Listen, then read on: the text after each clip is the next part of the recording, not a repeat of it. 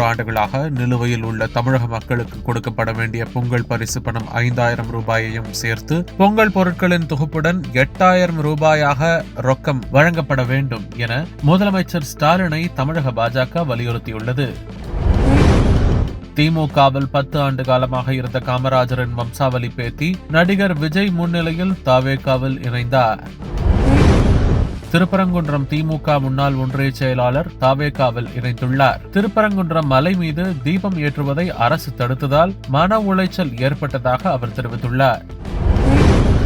முன்னாள் அமைச்சர் செந்தில் பாலாஜி மீதான லஞ்ச வழக்கில் சென்னை மாநகர போக்குவரத்து துறை மேலாண் இயக்குநர் கணேசன் தொடர்பான விசாரணைக்கு உச்சநீதிமன்றம் தடை விதித்துள்ளது.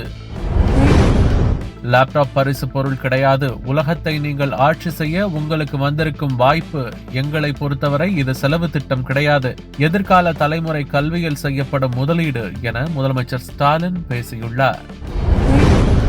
திமுக எனும் ஊழல் கூடாரத்தை வீழ்த்தும் திறமையும் திராணியும் நமது தேசிய ஜனநாயக கூட்டணிக்கு மட்டுமே உண்டு என்று தமிழக பாஜக தலைவர் நயினார் நாகேந்திரன் தெரிவித்துள்ளார்.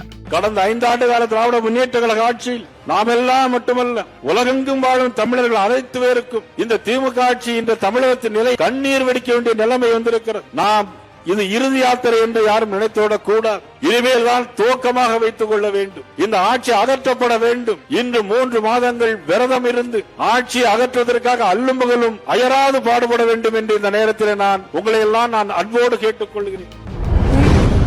அரக்கோணத்திலிருந்து சென்னை சென்ட்ரல் நோக்கி வந்த மின்சார ரயில் மீது வியாசர்பாடி அருகே மர்ம நபர்கள் பாட்டில் வீசி தாக்குதல் நடத்தியதால் பரபரப்பு ஏற்பட்டது. ரயிலில் பயணம் செய்த 3 பயணிகள் பலத்த காயமடைந்தனர். அவர்களுக்கு தலை மற்றும் கையில் பாட்டில் கிழித்து காயம் ஏற்பட்டது. காயமடைந்த பயணிகளுக்கு ராஜீவ்காந்தி அரசு மருத்துவமனையில் அனுமதிக்கப்பட்டு சிகிச்சை அளிக்கப்பட்டு வருகிறது. இந்த சம்பவம் தொடர்பாக ரயில்வே போலீசார் வழக்கு பதிவு செய்து விசாரணை மேற்கொண்டு வருகின்றனர். மேலும் அப்பகுதியில் பொருத்தப்பட்டிருந்த சிசிடிவி காட்சிகளை கைப்பற்றி விசாரணையை தொடங்கியுள்ளனர். பழையது எப்போதும் கழிந்தாக வேண்டும், புதியது எப்போதும் வரவேண்டும் என திருச்சியில் நடந்த மோடி பொங்கல் விழாவில் தமிழக பாஜக முன்னாள் மாநில தலைவர் அண்ணாமலை பேசுகையில் தெரிவித்தார். திருப்பரங்குன்றம் மலை உச்சியில் தீபத்தூணில் கார்த்திகை தீபம் ஏற்ற வேண்டும் என்ற உச்சநீதிமன்ற மதுரை கிளை தனி நீதிபதியின் உத்தரவுக்கு எதிராக தொடரப்பட்ட மேல்முறையீட்டு மனுக்கள் மீது இன்று தீர்ப்பு வழங்கப்பட உள்ளது.